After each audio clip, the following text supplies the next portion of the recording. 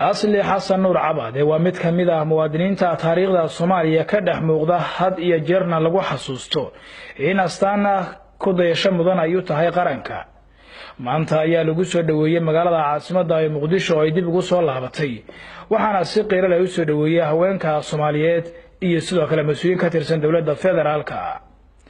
Asli Xasan waxa ay noqotay taariikhda gabadhii ugu horeysay ee Soomaali ah oo diyaarad duuliye ka noqota waxaana ay xubin firfircoon ka ahayd duuliyaashii ciidanka cirka Soomaaliya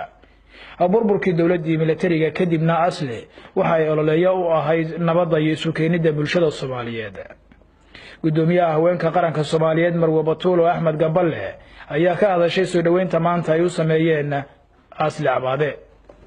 waxaan ku leenahay soo dhawow dalku waa dalkaagi dadku waa dadkaagi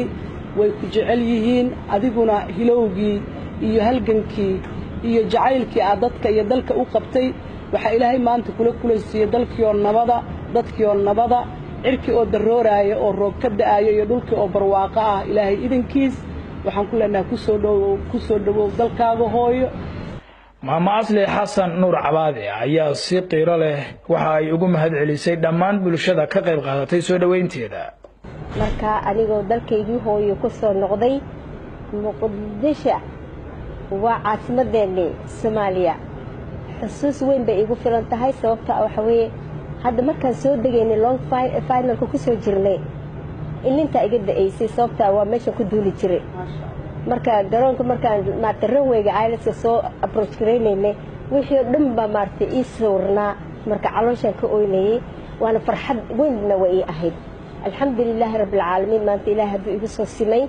oo aan idin kala soo qayb galay aad iyo wariyaashii dhammaan intii isku wada timaadeen dhalinyaradeena sharafta leh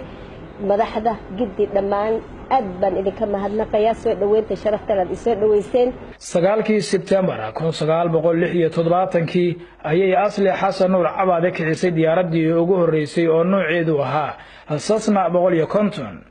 inay duuliye noqotana waxa ay u gashay dadaal ballaaran Asli waxa ay ku soo kortay xerada ciidanka cirka ee Efesioni